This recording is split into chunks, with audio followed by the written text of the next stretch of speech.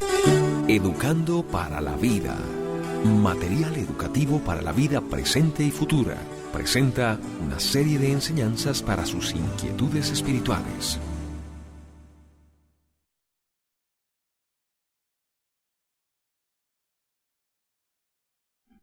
Sean todos pero muy bienvenidos a nuestro ciclo de conferencias El Reino de Dios o El Reino de los Cielos, en especial a nuestras conferencias actuales, ¿Cómo es el Reino de Dios? Y estamos viendo que como todo reino de este mundo, aunque no es de este mundo, el Reino de Dios tiene 4 fundamentos, o 4 aspectos fundamentales, como le querramos llamar.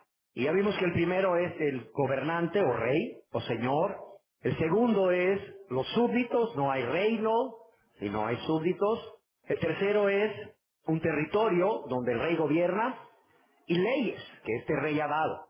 Ya hemos estado viendo cómo es el rey y ahora vamos a ver cómo son los súbditos. Y meditando acerca de esta enseñanza, meditaba en el Evangelio según Mateo, y en el Evangelio según San Mateo, en el capítulo 13, se da inicio a siete parábolas que se conocen como las parábolas del reino de Dios, que nos sirven para que nosotros conozcamos cómo es ese reino en su interioridad.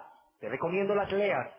El Señor habló estas parábolas para que nosotros podamos entender y conocer cómo es el reino de Dios en su interioridad. Y en el Evangelio según San Mateo, capítulo 13, verso 23, mas el que fue sembrado en buena tierra, este es el que oye y entiende la palabra, y da fruto, y produce a 100, a 60 y a 30 por uno. Dice, hablando de la semilla, dice la semilla que fue sembrada en buena tierra. Recordemos que hay 4 tierras, una sola semilla, sembrada por el sembrador es Jesús, la semilla es la palabra y las tierras son los corazones de los hombres, los diferentes tipos de corazones de los hombres, y se está refiriendo a la última tierra, a la última clase de corazón. Dice, mas el que fue sembrado en buena tierra, este es el que oye y entiende la palabra. Y porque oye y entiende la palabra, da fruto y produce a 100, a 60 y a 30 por uno. Aquí vemos que la buena tierra representa el verdadero creyente, es decir, todo aquel hombre y mujer que se ha convertido a Dios, que ha nacido de nuevo, y representa al verdadero creyente que oye la palabra de Dios y la entiende y da fruto.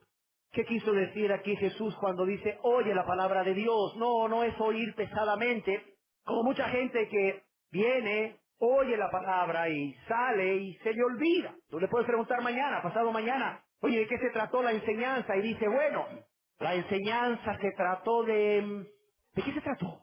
Habló del reino, eso es, del reino de Dios, así. ¿Y de qué habló? ¿De qué habló? Estuvo hablando del gobernante, pero habló de los súbditos. ¿Y qué dijo de los súbditos? Ay, va a creer que este Alzheimer ya me empieza a afectar, ya. No. Oyó así pesadamente, así, oyó distraídamente, oyó sin poner atención. No. Aquí la palabra oír es hacerlo con receptividad, eso implica interés, eso implica atención, eso implica tomarlo en serio. Pero no solo eso, también implica guardarlo no solo en la mente, sino que atesorarlo en el corazón para sí como algo muy precioso, como algo muy valioso. Pero no solo eso, el que lo oye es, el oír, como está hablando aquí Jesús, implica obediencia.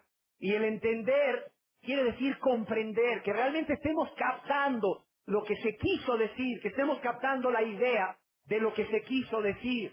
Pero también es poner todo el corazón en el tema y meditarlo. Y no solo eso, es profundizar en ello. Vemos que Jesús nos dice que oír y entender son necesarios para dar fruto. Y oír, entender y dar fruto son 3 evidencias de un verdadero creyente. Son 3 evidencias de un verdadero súbdito del reino de Dios. Y hago mención de esto porque estamos hablando, o vamos a empezar a hablar, de cómo son los súbditos de Dios.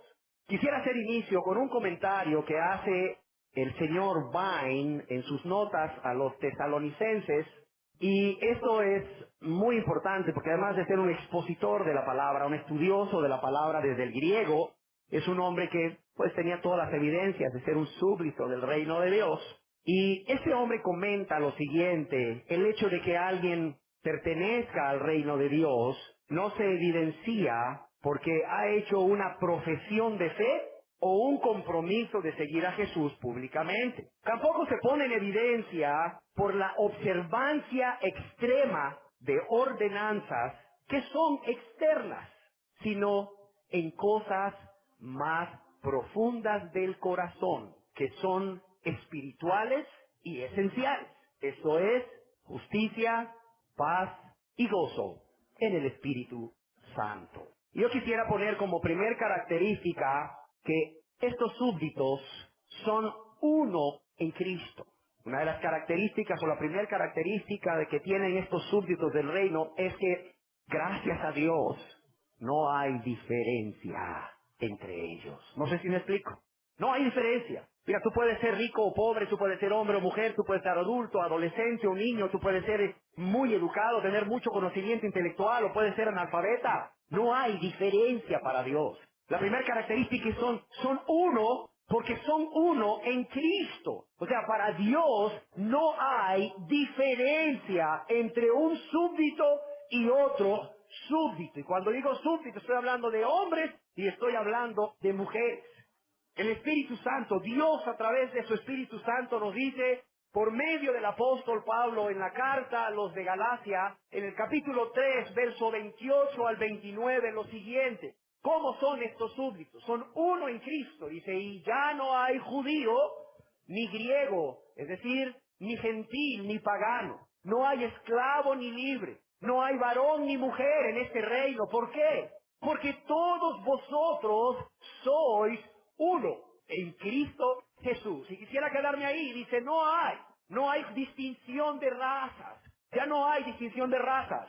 Recuérdense que el mundo antiguo estaba dividido para la Biblia en judíos y los que no eran judíos. O eras judío o eras de la nación no judía, o eras griego, o eras gentil, o eras pagano. Dice, ya no hay diferencia de raza, de pueblo, de tribu, de nación. Ya no hay diferencia entre esclavo ni libre. En ese entonces habían esclavos. Pero también ahora, hoy en día, no hay diferencia entre si la persona que es miembro del reino de Dios es el patrón, como le podemos llamar, o es la persona que le sirve, el sirviente, la sirvienta, el empleado. No hay diferencia en este reino. Son uno para Cristo y son uno en Cristo. Ya no hay diferencia entre varón y mujer en cuanto a la posición que ocupan ante el Señor. Antes habían muchos privilegios para el varón y pocos privilegios para la mujer. En Cristo Jesús, la mujer es exaltada a una nueva posición. Para Dios, la salvación es igual para el hombre y para la mujer. Tanto el hombre como la mujer vienen a ser hijos de Dios. Tanto el hombre como la mujer reciben el Espíritu Santo. Tanto el hombre y la mujer pueden fluir los dones y talentos que Dios ha derramado en ellos. Dios ha especificado qué puede hacer el varón y qué puede hacer la mujer. Dios es un Dios de orden. Pero no hay diferencia fuera de eso entre el varón y la mujer como súbditos de ese reino. ¿Por qué? Porque todos, dice, todos vosotros sois ¿qué? Sois uno en Cristo Jesús. Todos vosotros, dice, sois unos en Cristo Jesús. ¿Y cómo es que el Señor hizo que esa división desapareciese? ¿Cómo es que para Dios ya todos son uno? En Efesios capítulo 2, versos 13 y 14, se nos dice cómo es que Dios quitó todo tipo de divisiones. Y dice, pero ahora en Cristo Jesús, los que son de Cristo, los que son súbditos de Cristo, ahora en Cristo Jesús, vosotros, está hablando a los gentiles, a los paganos, a nosotros, que somos gentiles, vosotros que en otro tiempo estabais lejos, habéis sido hechos cercanos por la sangre de Cristo, porque Él es nuestra paz, que de ambos pueblos hizo uno, derribando la pared intermedia de separación. Por lo que Cristo ha hecho en la cruz del Calvario, por lo que Cristo ha hecho resucitando por amor a nosotros, para darnos perdón de pecados. Él ha quitado todo tipo de división, de modo que sus súbditos son igual para Él. A todos ama, a todos cuida, a todos protege, a todos provee, a todos consuela, a todos dirige por igual. Hace 2000 años se nos dice en la Biblia que cuando Cristo caminó aquí en la tierra, un apóstol, el apóstol Juan, se recostó en su hombro. De ese hecho, que se recostase en su hombro en una ocasión, quizás dos, no lo sé, es que nos viniese la idea de que este discípulo fuese el discípulo que más cercano estaba a Jesús, al punto de tener tanta confianza con él de recostarse en su hombro. Quizás muchos de nosotros, yo en lo personal, he deseado haber sido como Juan, uno de los que se recostara en su hombro. Yo en lo personal he deseado muchas veces, y quizás muchas personas aquí, en momento de tribulación, en momento de angustia, poder tener a Jesús ahí y poderme recostar en su hombro y pegar una lloradita y decirle, Señor, te necesito. Señor, mira, estoy pasando esto. Señor, mira, siento esto, Señor. Ay, Señor, ayúdame. En aquel entonces, aunque los discípulos hubiesen querido recostarse todos en el hombro de Cristo, Jesús tenía nada más un hombre en el cual se podían recostar porque el otro era con el que hacía todo tipo de maniobras. Solamente uno podía recostarse. Pero dice su palabra que Él murió y que no solo murió, sino que resucitó y Él está vivo. ¿Y Él ha venido a qué? Él ha venido a morar en cada uno de nosotros. Jesús le dijo a los discípulos, os conviene que yo me vaya. En ese momento, sus discípulos, que tanto le amaban y tanto dependían de Él, no podían entender cómo a ellos les convenía de que Jesús muriera. ¿Cómo es que convenía que Jesús los dejara solo a merced de las autoridades judías, que eran grandes opositores del reino de Dios, de la predicación de esta palabra, de Jesús y de sus discípulos? Ellos no entendían que cuando Él estaba en la tierra, Él estaba limitado. Cuando los mandó de dos en dos a predicar, no podía ir con todos ellos. O iba con un grupo y no iba con el resto del grupo, o no iba con ninguno. Y si Jesús decidía ir con dos de ellos, el resto de los demás se iban a ir sin Cristo. Ellos no entendían que Jesús, al morir por nosotros en la cruz y resucitar, Él, al estar vivo, al ser un Dios vivo y verdadero, Él ahora podría venir en la persona del Espíritu Santo a morar en cada uno de los creyentes, en cada uno de sus súbditos. De modo que si yo voy a un lugar, Él va conmigo. Si tú vas a otro lugar opuesto al que yo voy, Él va conmigo. De modo que si yo clamo, Él está ahí para escucharme. Y de modo que si todos aquí clamásemos al mismo tiempo, todos tendríamos la seguridad, la certeza de ese Jesús que no hace acepción de personas, que no hace división entre sus hijos, que no hay diferencia entre sus súbditos y que puede estar con cada uno de ustedes y conmigo al mismo tiempo, porque Él ha venido a morar en todos aquellos que hemos creído en Él como nuestro Señor y Salvador. Qué impresionante es que hoy en día Él es un Dios vivo y verdadero que no hace diferencia entre sus súbditos, de modo que todos y cada uno de nosotros, en momentos de alegría, en momentos de dificultad, en momentos de tribulación o de tristeza, podemos acudir a Él y a recostarnos literalmente en su hombro, descansar en Él, sí, descansar en Él, ser consolados por Él, como Juan fue consolado y amado cuando se recostaba en su hombro. Y no solo eso, Él no hace diferencia de personas, Él no hace diferencia entre sus súbditos porque son uno en Cristo y para Cristo, de modo que aunque tú seas de las personas que dan al 100 por 1 más de lo que fue sembrado, o das solamente 60 por 1 de lo que fue sembrado, o 30, porque esa es tu capacidad, consciente de que tú tienes limitaciones y esa es tu capacidad, este Rey de amor y de misericordia, Él sabe que no puedes dar más. Él conoce cuál es tu capacidad. Él sabe que no puedes dar más, ni te va a pedir más, y aún así te ama. Si tú eres de los que solo puede dar al 30%, Él te va a amar igual que el que da al 100 por 1. Créemelo, Él no va a favorecer a uno y va a desmerecer a otro. Eso es algo muy maravilloso en este reino. No, no es como el reino terrenal. No es como en los reinos terrenales donde los reyes tienen sus favoritos, ¿sí o no? En las cortes los reyes tienen sus favoritos. En los gabinetes de gobierno los presidentes tienen sus consentidos, tienen sus favoritos. Pero en este reino, este reino al cual Jesús te invita a venir, este reino al cual Jesús te invita a ser su súbdito, y si ya lo eres, este reino del cual eres parte, el reino de Dios, el reino de los cielos, sí, este reino del cual ya eres parte, es un reino donde no hay diferencia entre sus súbditos. Y qué importante es que tengamos eso claro. ¿Por qué? Porque te puedes acercar a Él confiadamente. Te puedes acercar al trono de la gracia, a suplicar al que está sentado en el trono de la gracia. ¿Con qué? Con confianza, que no vas a ser menospreciado. Es que no oro tan bonito como el hermano tal, como la hermana tal. Es que yo, por ser mujer, ¿verdad? Por estar enferma, tengo que trabajar, y además de trabajar para mantener un hogar, tengo que atender a mis hijos, y no puedo hacer tanta obra, tanta extensión del reino como otra persona. ¿Será por eso que Dios no me va a oír? ¿Será que Dios por eso, Él no me va a dar lo que le va a dar a la otra persona? No, no, no, espérame, para nada. Mira, el Señor conoce que tú le amas con todo tu corazón, con toda tu alma, con toda tu mente y con todas tus fuerzas. El Señor sabe que tú ya no eres tuyo, que tú ya no eres tuya, que ya no vives para ti, que vives para Él. El Señor sabe que estarías dispuesto aún a dar tu vida por Él si fuera necesario, y por su causa, por obedecer su palabra. El Señor sabe que estás dispuesto a negarte. Es más, Él te ve cada día negándote y tomando tu cruz cada día por amor a Él y por amor a tu prójimo. Y el Señor sabe que eso es lo más que puedes dar, a pesar de todo. A pesar de que en el Espíritu, o confiando en la provisión y el poder del Espíritu, en la gracia divina, eso es lo que puedes dar. El Señor lo sabe. Y cuando el que da el 100 por 1 va delante del trono de la gracia a suplicar al que está sentado en el trono de la gracia. Y cuando el de 60 por 1, sí, el de 60 por 1, el que ha producido 60 veces más de lo que se ha sembrado, va ante el trono de la gracia a suplicar al que está sentado en ese trono, a Jesús.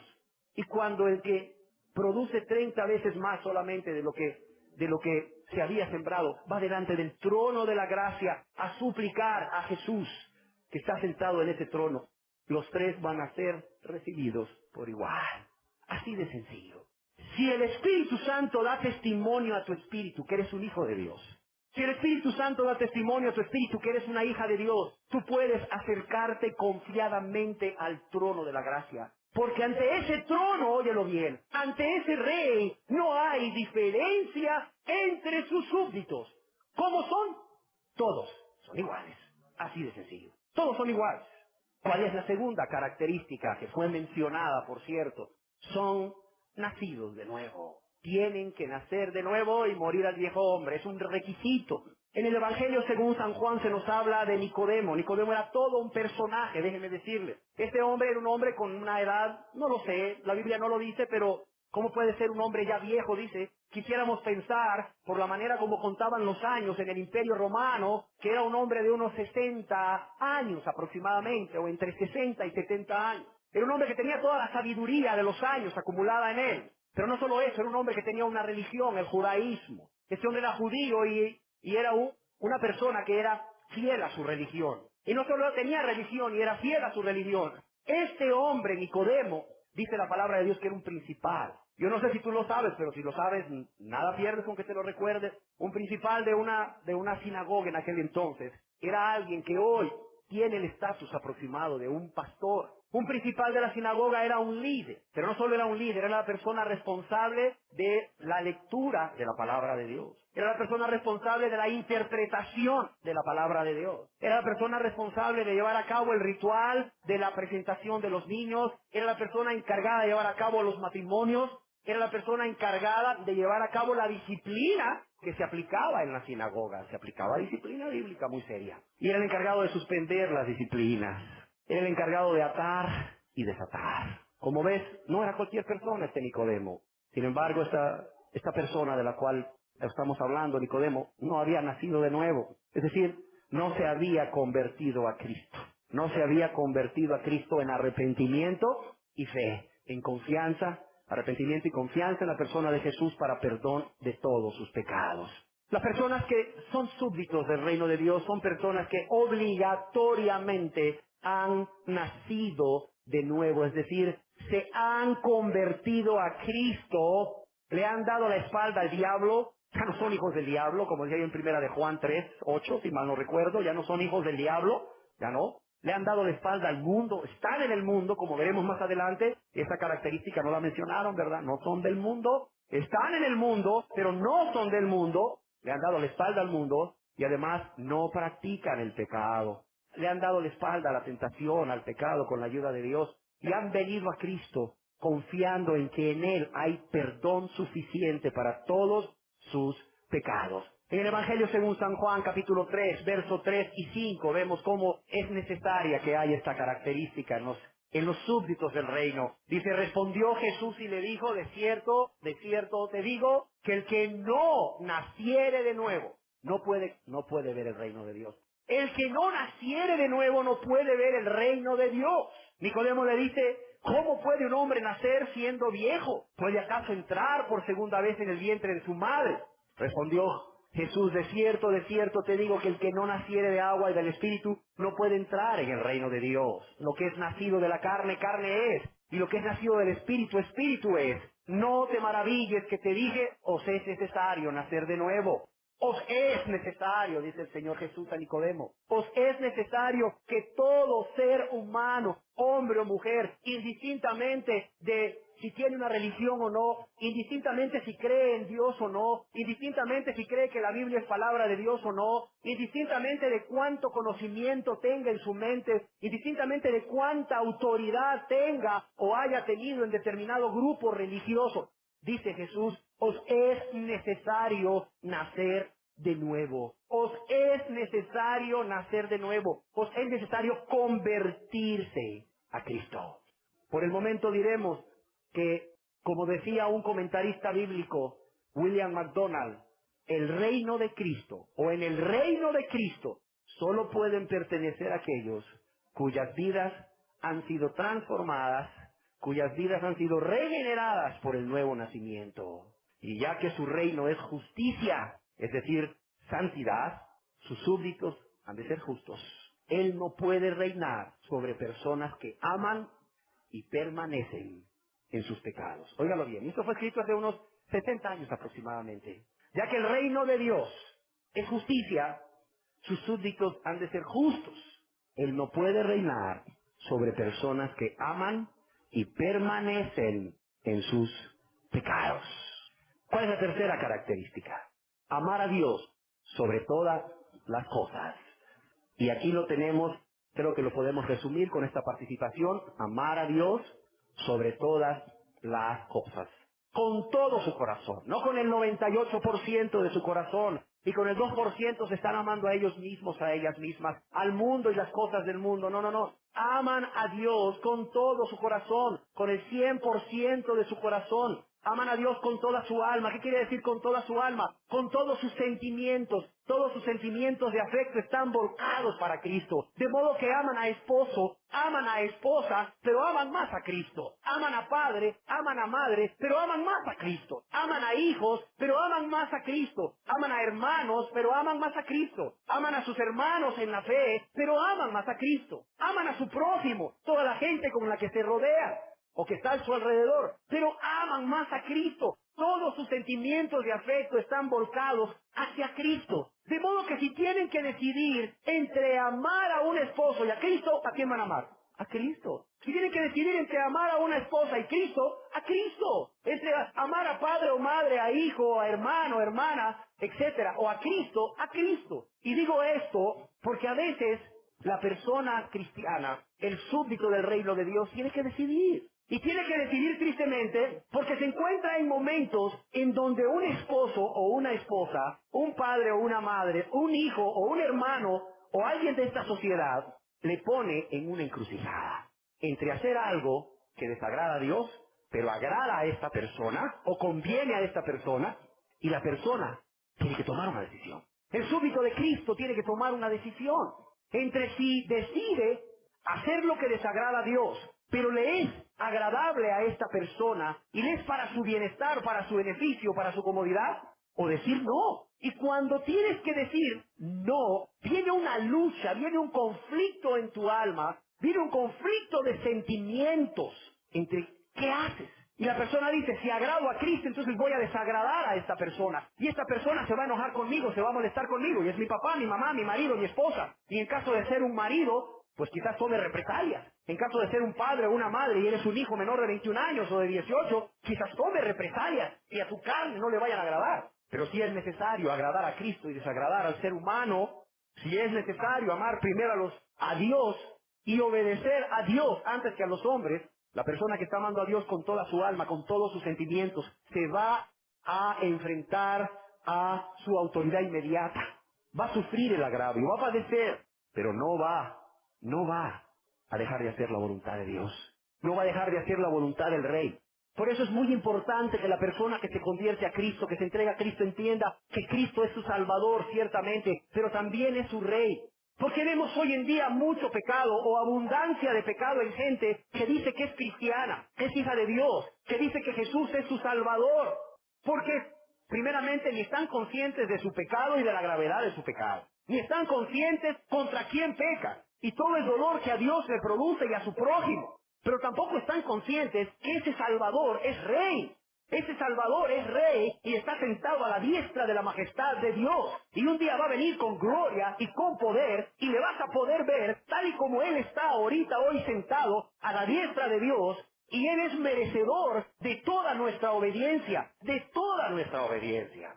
Cuando dice que ama a Jesús con toda su alma, con todos sus sentimientos, con respecto a lo que estamos viendo es que si tiene que decidir entre amar a Dios, entre amar a Jesús y hacer su voluntad por amor y la de su prójimo, sea quien sea, va a ser la voluntad de Cristo. Le va a decir sí a Dios y le va a decir no a la gente. Así es sencillo. Sí a Dios y no a la gente. Sí a la voluntad de Dios y no a la voluntad de las personas. Tenga que padecer lo que tenga que padecer. Y lo va a hacer con gusto. Y lo va a hacer por amor. Y lo va a hacer, mira, con pasión. ¿Por qué? Porque está amando a Dios con toda su alma, con todos sus sentimientos. Y no le vas a ver triste, oye, ¿qué te pasa? Es que por hacer la voluntad de Dios, mira cómo me está yendo. No, no, no. Va a decir, esta leve tribulación momentánea trae consigo cada vez mayor peso de gloria. Va a llevar a la persona a decir, yo sé a quién he creído. Y la verdad que va a decir como Pablo, y lo que ahora vivo en esta carne, todos los sufrimientos que ahora padezco en este cuerpo de carne, lo sufro con gozo. ¿Por qué? Porque Cristo Jesús me amó a mí primero y se dio por mí cuando yo más bien lo perseguía. Y no solo me amó, sino que se dio por mí en la cruz de Calvario. Va a decir, oye, esto que me está pasando no es nada. Luego las personas que no son convertidas ven a un cristiano padecer con gozo y dicen, oye, pero es que tú tienes que estar loco. Oye, ¿cómo? O ser un masoquista. Oye, ¿cómo es que estás sufriendo con gozo?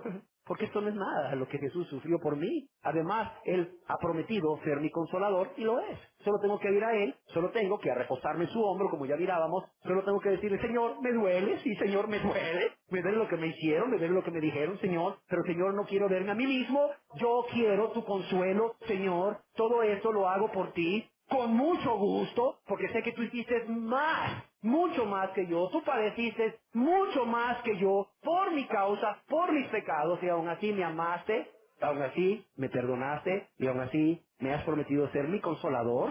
Os enviaré, que dice, otro consolador. Has prometido ser mi consolador eterno, y por eso aquí estoy, Señor. Tercer característica, aman a Dios sobre todas las cosas. ¿Y cómo le aman? Con todo su corazón, con toda su alma, con toda su mente y con todas sus fuerzas. ¿Por qué? Porque su Rey, Jesús, es su Salvador o libertador, porque es su Rey protector, porque es su Rey consolador, porque es su Rey ayudador, porque es su Rey que lo dirige en esta vida, en este caminar diario, con paciencia, con dulzura, con sabiduría. Es su Rey que le da fuerza para seguir adelante ante toda oposición, y es su Rey compasivo y misericordioso. ¿Cuál es la cuarta característica? La cuarta característica se deriva de su gran amor por su Rey. Dice, es obediente a Dios. Así lo expresaron. Cumple sus mandamientos. Las cosas que hace, las hace por amor a Cristo. Se deleita en su palabra. Se deleita en su palabra. Aquí podemos resumirlo como es santo. Es santo. ¿Cómo son los súbditos?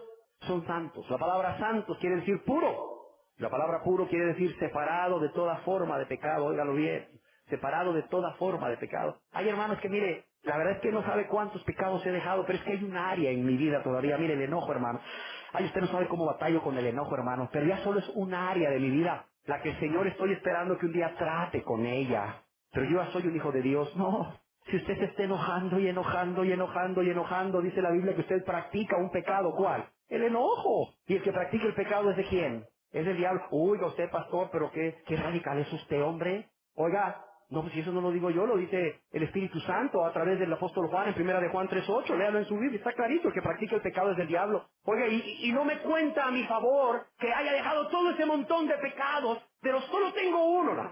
No le cuenta. La palabra santo quiere decir puro, separado de toda forma de pecado. Cuando trato este tema con mujeres en la consejería, me encanta decirles, supóngase que su marido es borracho. Por tanto, su marido es irresponsable, no trabaja. O si trabaja, no provee para la casa, es irresponsable. Tercero, además es golpeador. Ah, sí. Cuando anda borracho la golpea. Y cuando está ahí al día siguiente, la golpea. Pero no solo con su puño, la golpea con palabras.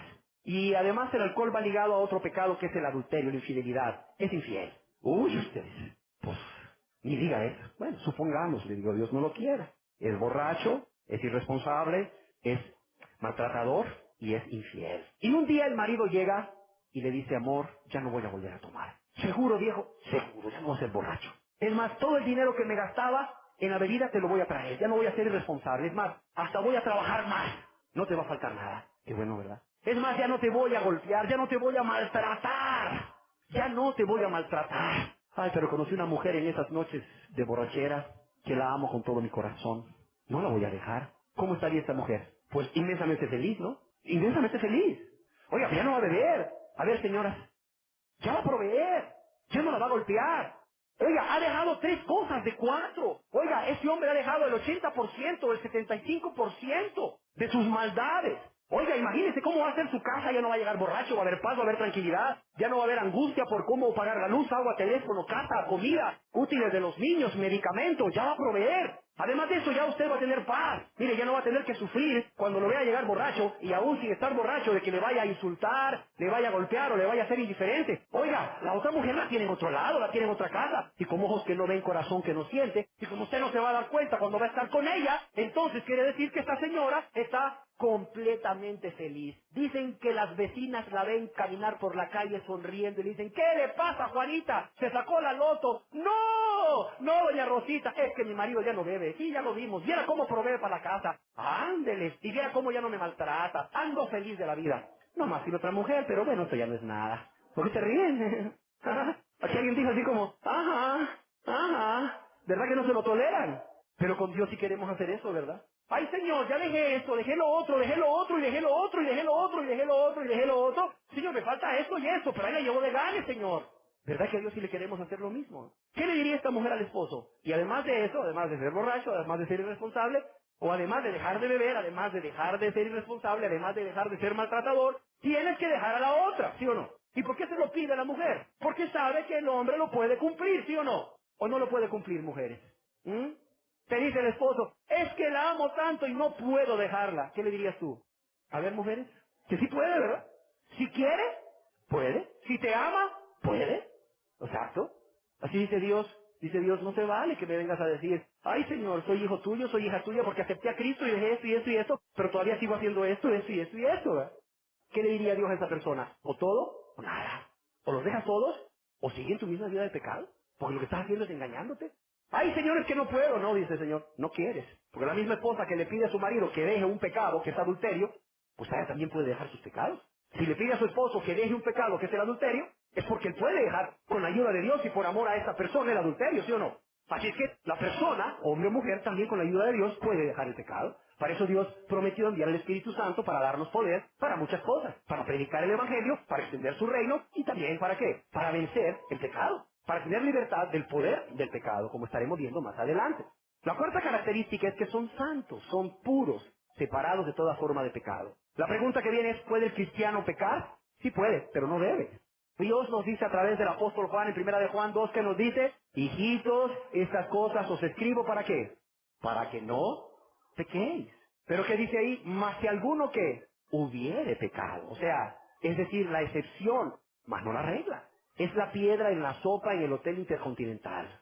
Así de sencillo. Se puede, pero no se debe. Porque el cristiano tiene todos los medios de gracia a su disposición que Dios se los ha dado para que pueda vencer la tentación y no caer en pecado. ¿Qué quiere decir también la palabra santos? No solamente quiere decir puros, separados de toda forma de pecado. Quiere decir apartados exclusivamente para Dios de todo lo malo y para su uso o servicio. Y por cierto, esto no lo inventé yo. No son las reglas radicales de este grupo. Esto lo puedes encontrar en cualquier diccionario o lexicón del griego. El Nuevo Testamento fue escrito en griego común o griego koiné. Agarra ahí una buena concordancia bíblica, busca la palabra santo y mira, vete al Strong's, que te puede servir mucho. Algunos aquí quizás estamos familiarizados con el Strong's, o el Vine, o Vine, como le quieras llamar. Ve ahí en una concordancia la palabra, busca el numerito que trae a la par, y luego vete ahí al Strong's y busca el numerito y vas a ver la palabra en griego, y ahí te vas a dar cuenta de lo que quiere decir. O sea, eso no es invento mío, o sea, no es lo que yo pienso, no es lo que yo creo, es lo que dice la palabra de Dios, tomado del idioma original, la lengua original en que se escribió el Nuevo Testamento, el griego koiné. Déjeme decirle que esto no es algo que es una excepción. Esta es una característica común a todos los que son súbditos del reino de Dios. En Primera de Tesalonicenses, el apóstol Pablo, inspirado por el Espíritu Santo, está escribiendo a unos cristianos de la ciudad de Tesalónica. Y en Primera de Tesalonicenses, capítulo 4, verso 3, oiga bien lo que les dice. Pues la voluntad de Dios es que es vuestra santificación. ¿Cuál es la voluntad de Dios? Para todos, en especial para sus súbditos. Les dice, pues la voluntad de Dios es vuestra santificación. Y aquí está hablando de un pecado muy común en esa época y muy común ahora, que os apartéis de fornicación. Ah, o sea que si estoy en fornicación estoy pecando, no soy santo, no soy hijo de Dios, no estoy haciendo la voluntad de Dios. No, no lo estás haciendo. Oiga, pero es que tenemos 5 años de casados y eso ya nos da derecho, 20 años de vivir juntos y 4 hijos y eso nos da derecho. No, ve al registro civil y pide ahí tu estado civil y ¿qué te van a decir que eres? ¿Soltero o casado?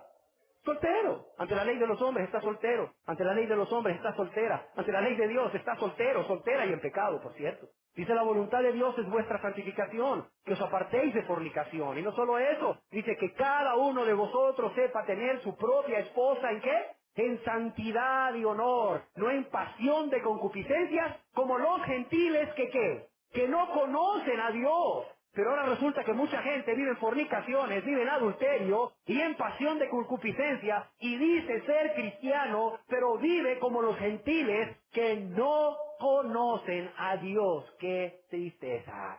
¿Qué más dice aquí en Primera de Tesalonicenses capítulo 4 verso 7? Leámoslo. Primera de Tesalonicenses capítulo 4 verso 7. Primero nos decía que la voluntad de Dios era ¿qué? Nuestra santificación. Y aquí dice, pues no nos ha llamado Dios ¿a qué? A inmundicia. Y aquí la palabra es maldad. Maldad. No nos ha llamado Dios a perversidad, a pecado. Sino ¿a qué nos ha llamado Dios? A santificación. Lo que pasa es que la palabra santificación no gusta a muchas personas. No es muy popular. Entonces, para tener un ministerio muy popular hay que erradicarla. Y tenemos que hacer súbditos del reino viviendo en la práctica del pecado, aunque sean del diablo. Pero ¿qué dice Dios a través de su palabra? A través del apóstol Pablo en esta primera carta a los tesalonicenses. No nos ha llamado Dios a inmundicia, sino que, sino a santificación. En Primera de Pedro capítulo 1, verso 15 al 16, voy a leerle lo que dice Dios ahora a través del apóstol Pedro. Ya vimos lo que Dios nos dice a través del apóstol Pablo. Ahora veamos lo que Dios nos dice a través del apóstol Pedro. En la primera epístola universal de San Pedro Apóstol, capítulo 1, verso 14 en adelante. Y está hablando a cristianos. Dice, como hijos obedientes, no os conforméis a los deseos que antes teníais, estando en vuestra ignorancia. No os conforméis a los deseos que antes tenías. Es decir, no te dejes ser moldeado, ser gobernado, ser dirigido por los deseos de la carne que antes de convertirte a Dios, que antes de ser miembro o súbdito de este reino de Dios tenías. Sino como aquel que os llamó es santo, sed también vosotros santos en algunas áreas de vuestra vida, esperando que poco a poco esas áreas vayan siendo transformadas por Dios a su tiempo. ¿Así dice? No, ¿verdad? Pero eso es lo que le dicen a la gente, ¿sí o no? Eso es lo que le dicen a la gente, seamos honestos. Eso es lo que a mí en lo personal me dijeron. Es más, me dijeron, no sea soberbio, no quiera transformarse de un día a otro. Si es que no soy yo el que me transformo, es Cristo el que transforma, ¿sí o no? Es Cristo el que transforma por esa regeneración, por medio de su Espíritu Santo y por pura gracia. Hace de pecadores inmundos en santos de Dios. Dice el verso, correctamente, lo leo. Sino como aquel que os llamó es santo, sed también vosotros santos en toda vuestra manera de vivir. Sed también vosotros santos en toda vuestra manera de vivir, porque escrito está, sed santos porque yo soy santo. Yo pregunto, más claro que el agua no puede estar, más claro que el agua. Y por si fuera poco, vamos a segunda de Pedro, capítulo 3. Segunda de Pedro, capítulo 3, versos 10 y 11. Hay muchos más, estoy tomando algunos nada más. Pero tomo algunos textos y discúlpenme si me extiendo en algunos textos, pero es que quiero que su fe esté fundada o fundamentada en la roca, en Cristo y su palabra, la Biblia. Oiga lo que dice aquí ahora el apóstol Pedro nuevamente, en segunda de Pedro, dice, pero el día del Señor, está hablando del día del Señor, un periodo de tiempo desde su segunda venida, a juzgar con gloria y poder, hasta que juzgue las naciones y reine eternamente. Pero el día del Señor, dice, vendrá como ladrón en la noche, de súbito, de repente, en el cual los cielos pasarán con gran estruendo y los elementos ardiendo serán deshechos y la tierra, dice, y las obras que en ella hay, las obras que Dios creó, la naturaleza, y las obras que el hombre creó, ciudades, puentes, etcétera, que dice que van a hacer ¿qué? Quemadas. Imagínate el espectáculo, veámoslo de nuevo, el verso 10. Dice que cuando el Señor venga de súbito, como ladrón en la noche, y esto es importante para muchos que dicen, mañana me convierto, mañana, mañana. Cuando Él venga como ladrón en la noche de súbito, dice, fíjate lo que va a suceder, qué impresionante, dice, los cielos pasarán como parte de esta venida del Señor, o en este periodo de tiempo entre su venida y cuando Él entregue el reino al Padre para reinar juntamente con Él por toda la eternidad. Va a llegar un momento, fíjate bien, que los cielos, eso que vemos nosotros, la atmósfera, eso que vemos de los cielos donde están las galaxias, estos cielos pasarán con gran estruendo, imagínate, nada más ese momento. Y los elementos ardiendo serán deshechos para ser destruidos por fuego, y la tierra y las obras que en ella hay serán quemadas. Dios prometió que no iba a enviar nunca más un diluvio. Dios hizo un pacto con Noé que no volvería a destruir la tierra con diluvio, pero con agua, pero no dijo que no la iba a volver a destruir, mira, y aquí la va a destruir con fuego. ¿Y qué dice el apóstol Pedro, inspirado por el Espíritu Santo a estos cristianos y aún a nosotros como súbditos del Rey hoy en día? Dice, puesto que todas estas cosas han de ser deshechas, ¿qué dice aquí? Y por favor quiero que lo repita conmigo, ¿cómo no debéis vosotros andar en santa y piadosa manera de qué? De vivir. Oiga bien, ¿cómo no debéis vosotros andar en santa y piadosa manera de vivir? La gente dice que no se puede, claro, como usted no está convertido a Dios y tiene un Dios con D minúscula, no se puede. Oiga, si usted sigue viviendo para usted mismo, para usted misma, si usted lo que tiene nada más es una religión y un engaño de que es hijo de Dios, de que es hija de Dios, porque pasó al frente a aceptar a Cristo, pero no se ha convertido a Dios, no ha nacido de nuevo de lo alto, del agua y del Espíritu, y usted no es un súbdito de este reino de Dios, del Dios con D mayúscula, el Dios a quien toda potestad le es dada en los cielos como en la tierra. Si usted es súbdito del Dios con D minúscula que han hecho hoy en día los hombres y las religiones, entonces usted no va a poder vivir esta vida santa. Pero si usted es súbdito del Dios con D mayúscula, que ha prometido no solamente enviar su Espíritu Santo para dar poder a los discípulos, sino estar con ellos todos los días hasta el fin, y presentarlos delante de su trono con gran alegría, sin mancha. Óigalo bien, si usted es súbdito de ese Dios con D mayúscula, usted puede decir amén a esto. Y usted puede creer que se puede vivir una vida santa, una vida agradable a Dios, porque no está en nuestras fuerzas, está en el poder que Dios imparte al cristiano, por el Espíritu Santo, por el Espíritu Santo, que Dios da, dice en el libro de los Hechos capítulo 5, ¿a quién? A los que le obedecen. Déjeme decirle que el cristiano tiene poder para vivir vidas santas, porque Dios mismo no solo se lo pide, sino que Dios le da el poder. A diferencia de la ley no confería el poder para obedecer a Dios, pero Dios en el nuevo pacto, con este nuevo sumo sacerdote, Jesús, que es un sacerdote para siempre, según el orden de Melquisedec, como se nos dice en Hebreos 7, este Dios, por medio de este sumo sacerdote, y a través de un nuevo pacto, ha conferido todo el poder a los suyos, a los que creen en Él. ¿Para qué? Para que puedan vivir esa vida de santidad. La pregunta es, ¿por qué son santos? Quizás usted se pregunte, bueno, ¿y cómo puedo yo ser santo siendo un pecador? ¿Sí?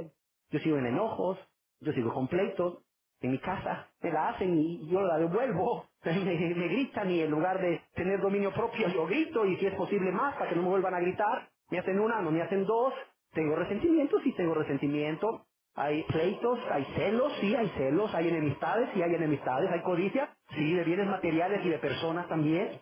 Hay amor al mundo y las cosas del mundo. Así me deleito en las cosas del mundo, ciertamente. Me deleito, me encanta la música del mundo. Me encantan los programas de televisión del mundo. Me encanta todo eso. Me puedo pasar 10 horas en el televisor ahí todo el día. Pues, puedo pasar 10 horas sentado frente al televisor. 24 horas, dice la gente. Ahí viendo las cosas que hace el mundo, que produce Hollywood, que es el mundo, ¿verdad? Y la persona dice, ¿cómo puedo yo, o sea, llegar a ese estado de santidad que usted habla? Es sencillo. ¿Por qué los súbditos del reino de Dios son santos?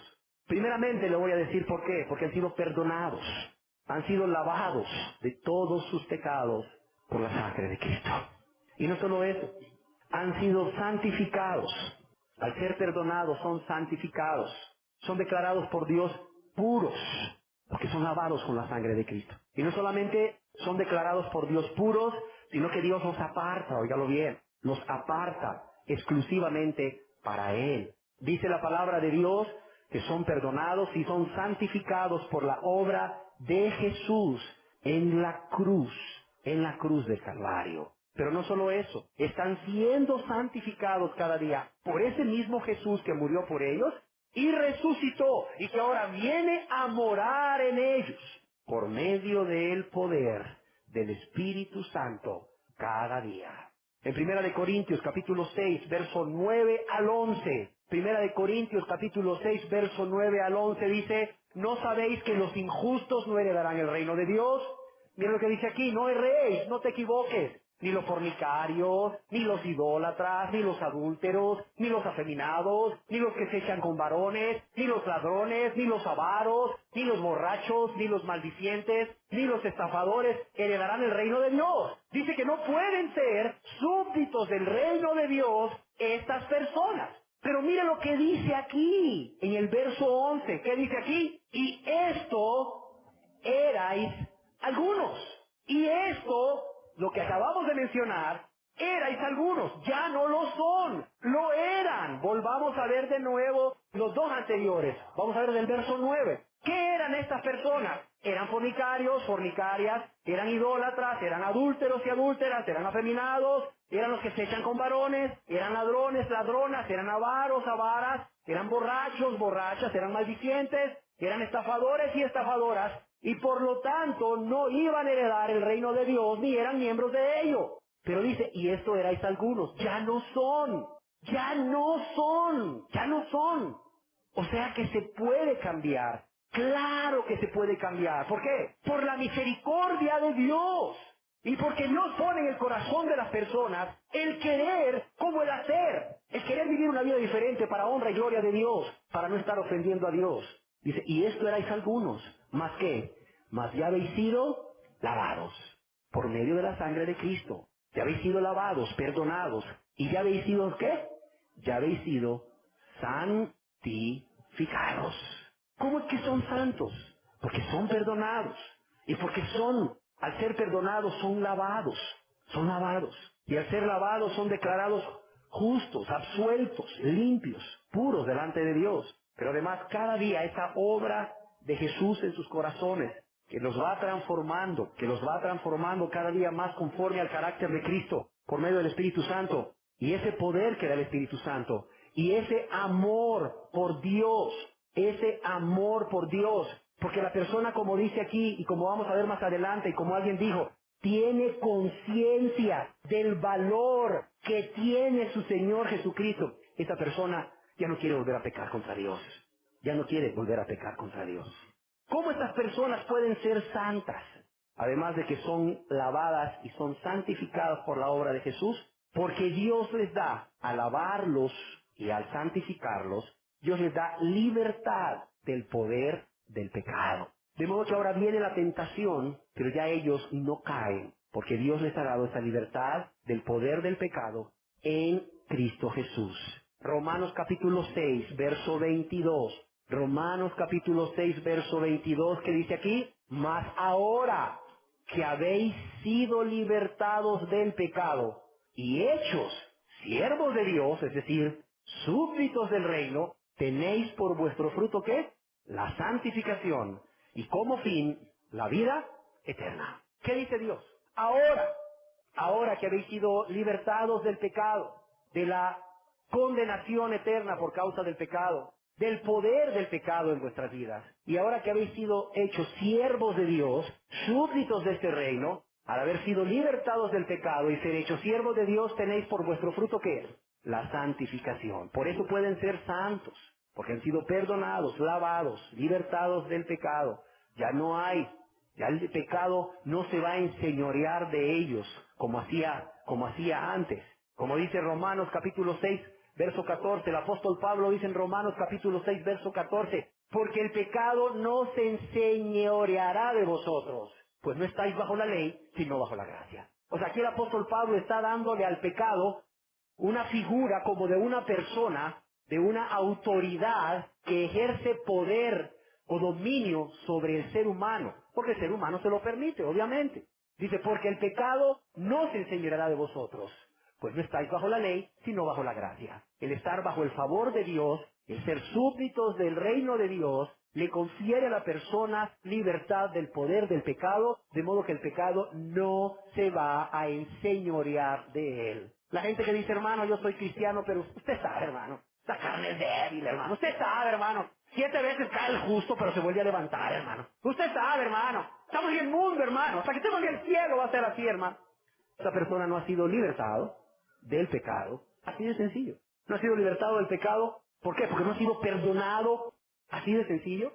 Y lo podemos ver, porque no tiene como fruto la santificación. No tiene como fruto la santificación. Y menos que tenga la vida eterna. Menos que tenga la vida eterna. La persona tiene libertad del poder del pecado en Cristo porque ha decidido voluntariamente y con la ayuda de Dios morir al pecado, primeramente. Porque ha decidido voluntariamente y por amor a Dios y con la ayuda de Dios morir al pecado, aborrece el pecado. Segundo, porque tiene el poder del Espíritu Santo que mora en él o en ella para vencer la tentación. Tercero, porque ama a su Señor y Salvador por sobre todas las cosas. Y porque tiene conciencia, como dijo una persona, y conste que esa persona no sabía lo que yo iba a decir, tiene conciencia del valor que tiene su Señor y Salvador Jesucristo. Además, otra razón por la cual vive en santidad es porque no quiere ofender a su Rey. No quiere lastimarlo con rebeldía, con desobediencia. Al contrario, quiere agradarlo en todo. Y lo demuestra con un amor que es obediente. Con un amor que es obediente. Evangelio según San Juan, capítulo 14, verso 15. ¿Qué dice Jesús? Dice, si me amáis, ¿qué dice?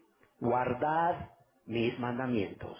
Porque ama a Dios, porque ama a Jesús, porque ama a su Rey, le obedece, es santo. Si me amáis, guardad mis mandamientos. Veamos aquí mismo el capítulo 14, el verso 21. ¿Qué dice el capítulo 14, verso 21? El que tiene mis mandamientos y los guarda, ¿qué dice? Ese es el que me ama. Oiga, pero yo sigo con un pecadito nada más, pero amo a Cristo. ¿Y quién es usted para decirme que yo no lo amo? Mire, no, si no soy yo el que le dice que no lo ama. Es Jesús el que dice quién es el que le ama. El que tiene mis mandamientos y los guarda. Esa es el que me ama. Es la que me ama. Y mira el verso 23, en un solo capítulo, ¿cuántas veces Jesús dice lo mismo? Para darnos a entender la importancia que tiene la obediencia por amor, la santidad por amor. Jesús dice aquí mismo en el capítulo 13, verso 23 de Juan, respondió Jesús y le dijo, el que me ama, ¿qué dice aquí? Mi palabra guardará. El que me ama, mi palabra guardará. El que no me ama, ¿qué dice aquí? No guarda mis palabras. El que no me ama, no guarda mis palabras. Así de sencillo. ¿Por qué también una persona puede vivir esta vida de santidad? Además de que ha sido perdonado por Cristo, además de que su santidad proviene de ese perdón y de la vida en Cristo Jesús cada día, además de que viene del poder que Dios confiere por el Espíritu Santo a través de esa libertad del poder del pecado, además de que no quieren ofender a su rey porque le aman y guardan sus mandamientos. ¿Saben por qué estas personas permanecen en santidad y son santos? Porque aborrecen lo malo. Aborrecen lo malo. No, ya no es una mentira. Aborrecen la mentira.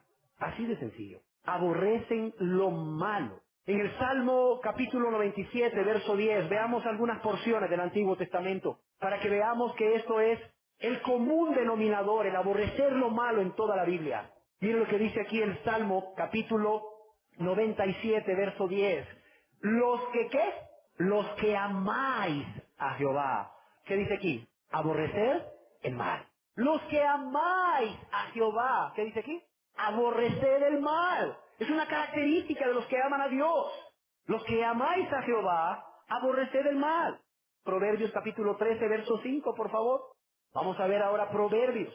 El justo, ¿qué dice aquí? El justo, ¿qué dice aquí? Aborrece la palabra de mentira. El justo aborrece la palabra de mentira. ¡Ay! Se me salió una mentirita. ¡Ay! Es que se me salen mentiritas. No es justo, no es siervo de Dios, no es hijo de Dios, porque el justo que dice aquí, aborrece la palabra de mentira. Levante la mano el que me diga, ¿sabe qué me desayuné hoy? Mira, un pupú de perro riquísimo, calientito, recién sacadito. Mire, no pude evitar irme tras él. No sabe cómo me lo comí. Mira, levante la mano el que diga eso, o el que lo haga. ¿Por qué no lo haces? Porque lo aborreces, ¿verdad? Es más, cuando vas por la calle donde hay de esas cosas, caminas sobre un territorio con minas antipersonales, ahí vas viendo cómo ni siquiera te paras en él. Eso es aborrecer. ¿Sí quedó clara la idea del desayuno? Eso es aborrecer. Bueno, ahora pásalo al pecado. ¿Aborreces así el pecado? Como si te fueras a ayunar, un excremento de perro así calientito, recién echadito, ¿así aborreces el pecado? ¿O eres de los que dicen, ay hermano, es que volví a caer, hermano? Ay, es que usted sabe, hermano, que la carne es débil. Ay, hermano, es que volví a comer poco de perro. Es que la tentación era irresistible. Usted no sabe. Usted no sabe, hermano. Hasta vergüenza me da decírselo. Pero yo como pupú de perro. Es que es una tentación horrible. No puedo verlo porque, aunque está ya seco por el sol en la calle, yo me tiro encima de eso, mire, y me lo como. No, aborreces el pupú de perro. ¿Aborreces igual el pecado? ¿Aborreces igual el pecado? Los que amáis a Jehová. Los que amáis a Jehová, ¿qué dice? Aborreced el mal. Ay, hermano, pero es el Antiguo Testamento, hermano, el Antiguo Pacto. Estamos en el Nuevo Pacto, somos salvos por gracia. Es el Nuevo Pacto de Jesús, un mejor pacto de la gracia. Bueno, pues vámonos al Nuevo Pacto, vámonos a Romanos, la carta de la libertad del cristiano, le dicen muchos. Romanos capítulo 12, verso 9, y veamos qué dice Romanos capítulo 12, verso 9, o qué nos dice Dios a través del apóstol Pablo en la carta a los romanos. El amor sea ¿qué? Sin fingimiento. Ok. ¿Y lo aquí que dice? Aborrecer lo malo, seguir lo bueno. ¿Qué dice aquí en el Nuevo Pacto? En el Nuevo Testamento, en el Pacto de la Gracia, ¿qué dice aquí? Aborrecer ¿qué? Lo malo, seguir lo bueno. Aborrecer lo malo, dice. Seguir lo bueno.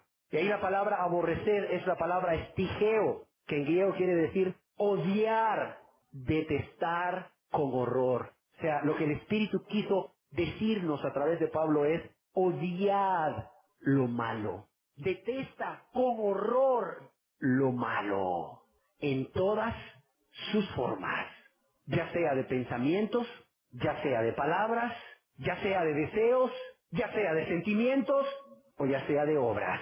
Aborreced lo malo. ¿Y qué más dice? ¿Y que hagamos qué? Lo bueno, lo bueno. Y como la persona aborrece lo malo, por eso se abstiene del mal. Como lo aborrece, se abstiene del mal. Hay personas que se me han acercado a mí y me dicen, ay pastor, fíjese que ya voy por mi tercer falso arrepentimiento. A ver, ¿cómo está eso? Sí, es que mire, en la iglesia tal, yo pasé al frente, acepté a Cristo y según yo estaba arrepentido. Luego me fui a otra iglesia y allá acepté a Cristo o reconcilié y decía que estaba arrepentido. Y luego vine aquí y en uno de los llamados que usted hizo a pasar al frente también, pero mire que vuelvo al pecado una y otra vez. Ah, ya. No, usted no ha tenido ni un falso arrepentimiento, ni dos ni tres. Usted nunca se ha arrepentido. ¿Por qué? Porque el arrepentido tiene como característica que aborrece lo malo. O sea, aborrece lo malo, es tijeo, odia, detesta con horror lo malo. Y una persona que ve con ligereza el pecado, es más, que aún anda viendo cómo le saca a Dios el poder hacer un pecadito ahí. Ay, ¿será que un solo pecadito? Mire, no es práctica de pecado usted. Mire, un pecadito de vez en cuando no es práctica de pecado, no es todos los días. No, esa persona todavía anda coqueteando con el pecado.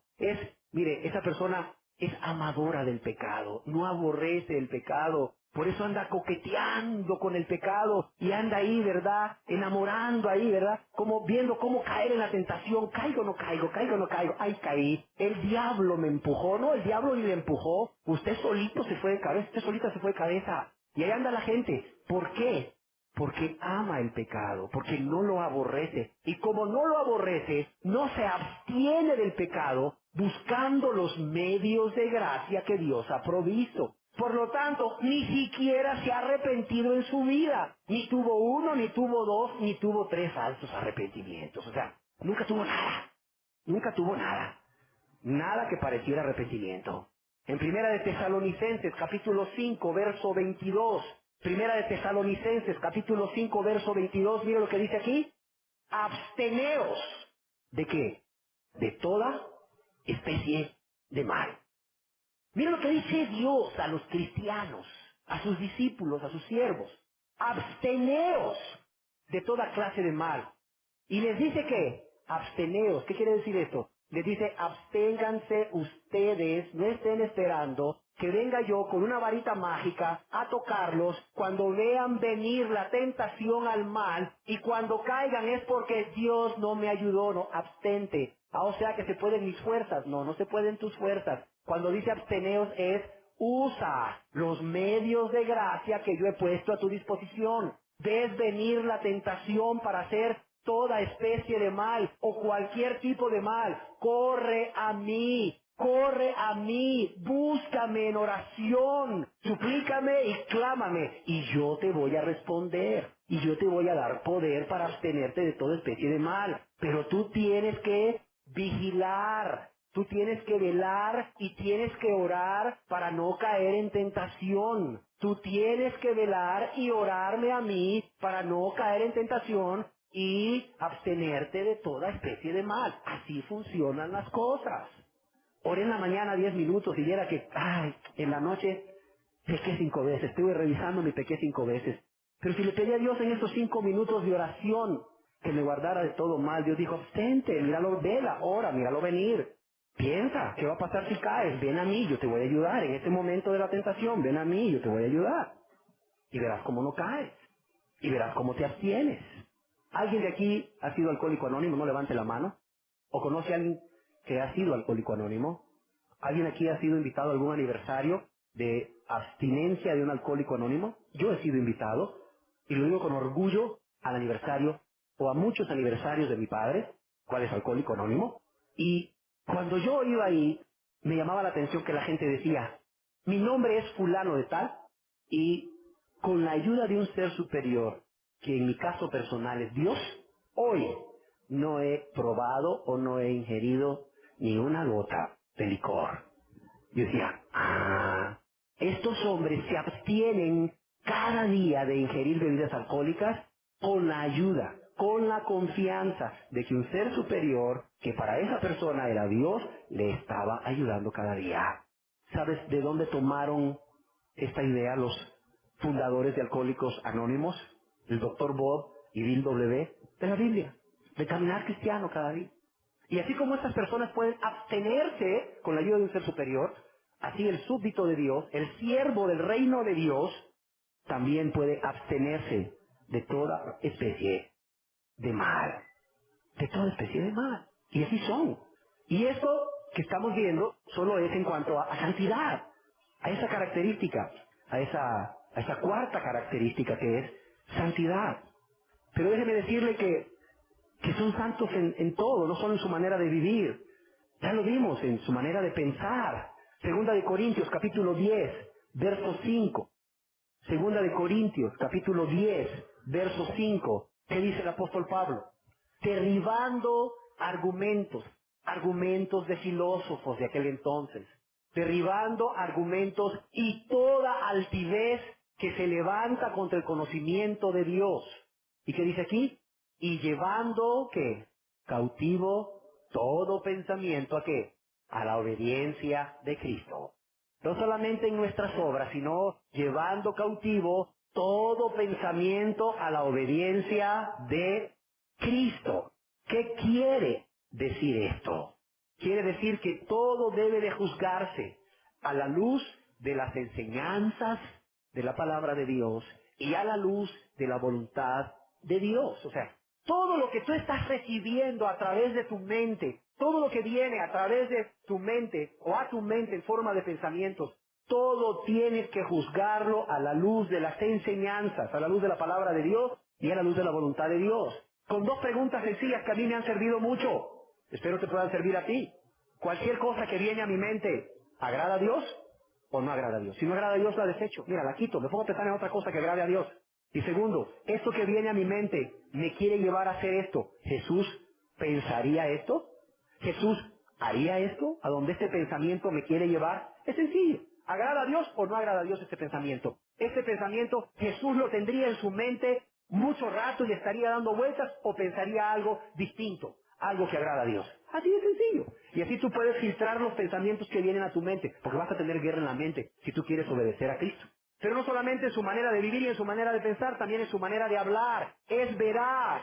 Las palabras de un súbdito del reino de Dios son 100% fiables, óyelo bien. Su sí es sí y su no es no. Efesios capítulo 4, verso 25. Efesios capítulo 4, verso 25. Dice la palabra de Dios. Por lo cual, desechando ¿qué? La mentira. Hablad verdad, cada uno con su prójimo. Por lo cual, desechando la mentira, hablad verdad, cada uno con su prójimo. Pero no solamente como parte de esta santidad, hablan verdad cada cual con su prójimo y desechan la mentira, sino que ese vocabulario grosero, ofensivo, vulgar, o soez, como le quisiéramos llamar, ese vocabulario ya no existe en la persona. ¿Por qué? Porque aborrece la grosería, aborrece ser ofensivo, ofender a alguien, aborrece todo eso.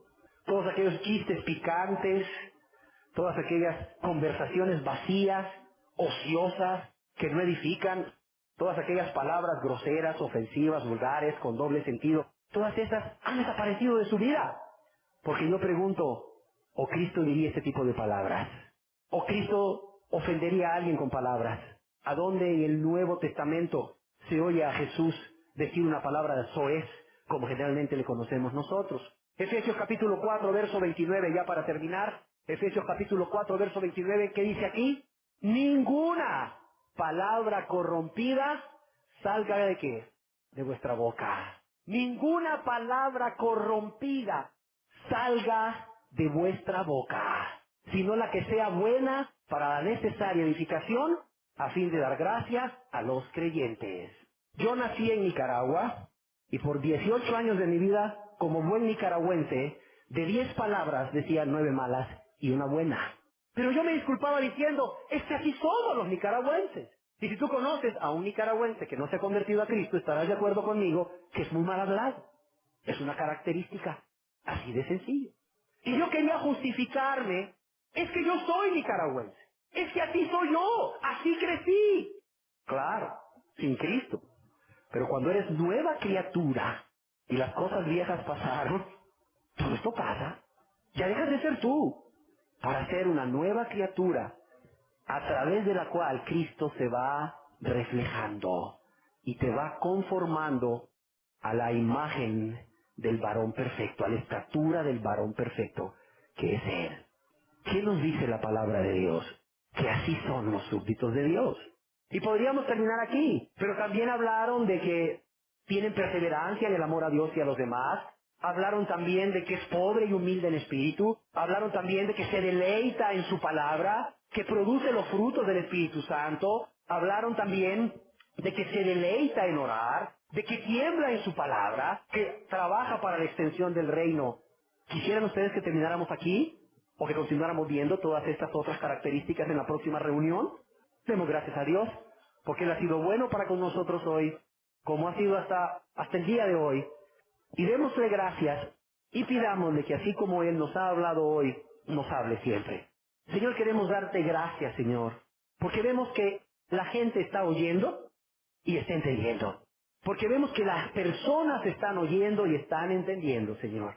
Padre, por eso hemos podido ver fruto tuyo de salvación.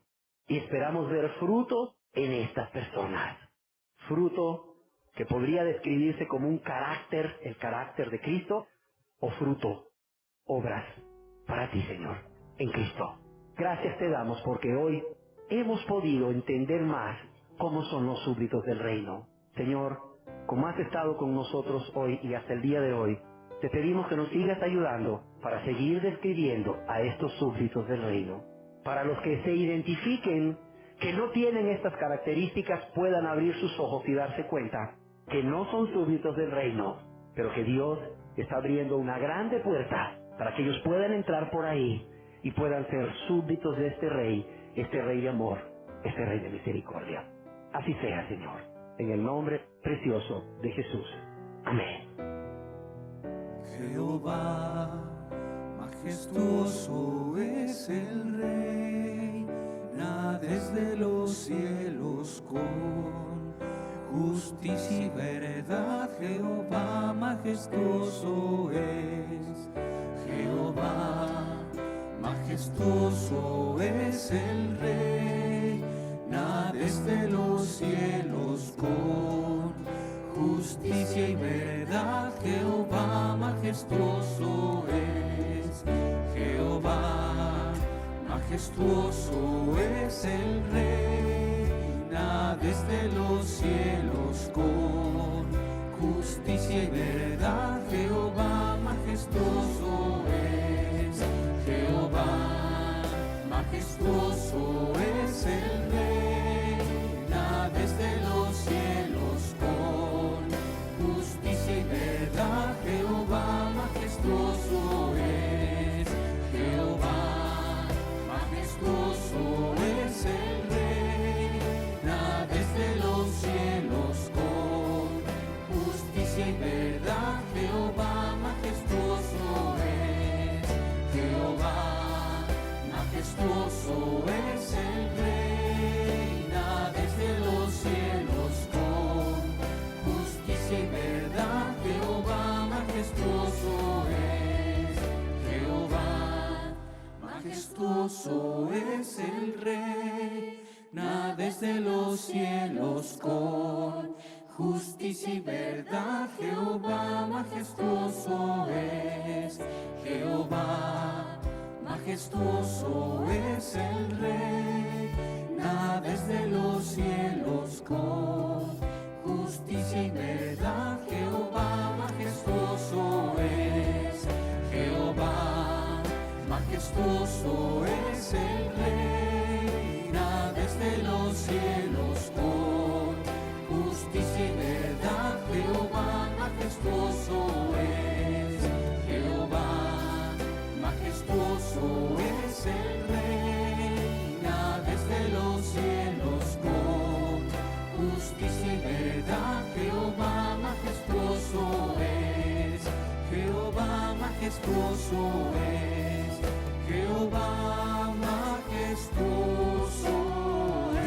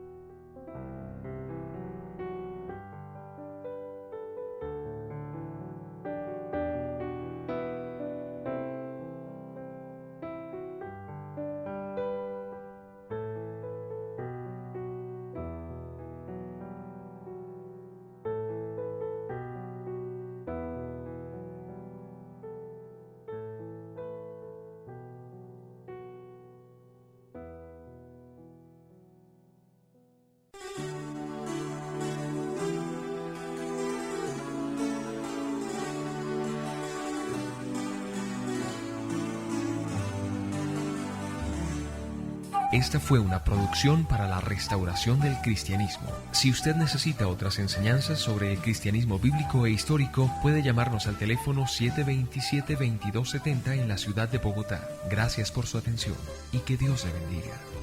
Le recordamos que nuestro material está protegido por la ley y su mala utilización es delito.